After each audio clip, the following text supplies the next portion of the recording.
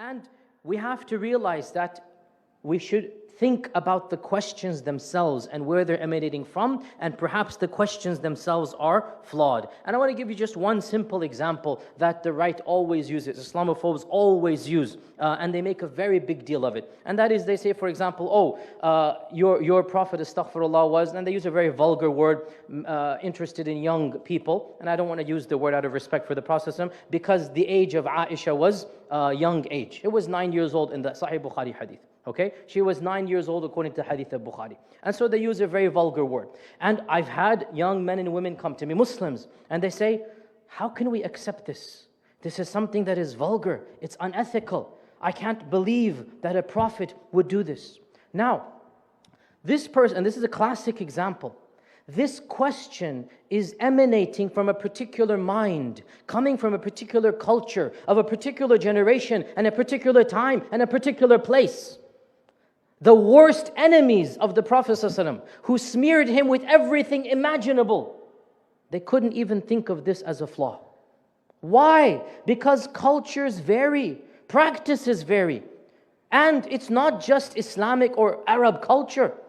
The reality is, 500, 1,000 years ago, the world over, people were marrying at younger ages. Why? Because the lifespan was shorter and young kids became mature faster. A 9-year-old of 1400 years ago is like a 16, 17-year-old intellectually and biologically of our times. So when we say 9, we are back projecting our 9-year-old of 2014, Detroit, imagining a 9-year-old girl, and then back projecting that into Medina and saying, oh, how could our Prophet marry somebody that's 9? See, this is a cultural bias. Go do the research. In some states to this day, I'm from one of them, Tennessee, you can marry people at the age of 14 or 15, right? It's not magical, the age of 18. 50 years ago, 100 years ago, the average age of getting married was in your teen. 500 even more so. Romeo and Juliet, when Romeo and Juliet was written, do you know the age of Romeo and Juliet in the Shakespeare's play? Romeo and Juliet are supposed to be 14 and 13 years old. And that's why they had 14 and 13-year-old actors play Romeo and Juliet. Now in our times, if Romeo and Juliet were 14 and 13, they'd go to jail for pedophilia or something like this, right? But look, when Shakespeare's writing, and Shakespeare's only 500 years ago, Romeo and Juliet are supposed to be 14 and 13 because of his era. 14 and 13 is like our era, 18 and 17.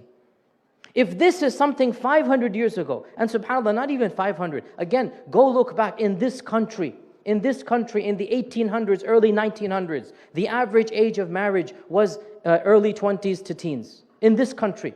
And this is in America. In many other countries to this day, the age of marriage is still much younger. And I don't mind telling you this, my own grandmother, and she was born in British India, my own grandmother got married at the age of 14. She was 14 years old when she got married. And I remember talking to her as she's passed away, Allah yarhamha. I remember asking her and I was at the time 17, 18, so I couldn't imagine getting married at 14. And I said, how could you get married at 14? And she was like, son, beta, everybody got married at that age. All my friends, we all got married at that age. And this is 1920s British India. We're not talking about, 1,000 years ago. So for us to be so gung-ho, so passionate, how could our Prophet ﷺ have done that? SubhanAllah, who should we blame first? Our own intellect or the seerah of the Prophet ﷺ? And of course, this leads us to the issue of how do we respond to these charges. And there are many Muslims, they just don't understand and they buckle under the pressure and they start, figuring out, well, Aisha was actually 18. Very convenient because 18 is the age of marriage here. I'm pretty sure 100 years from now when the age is raised to 1920,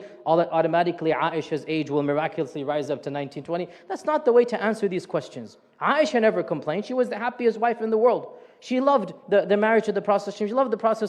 She's not angry. She's not complaining.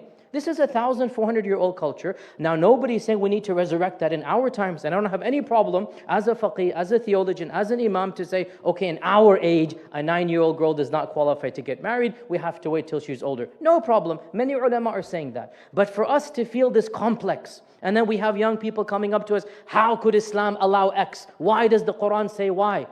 Take a step back and ask yourself, why am I asking this question? Where is this question emanating from? Perhaps my own understanding should be questioned before questioning the Quran and Sunnah.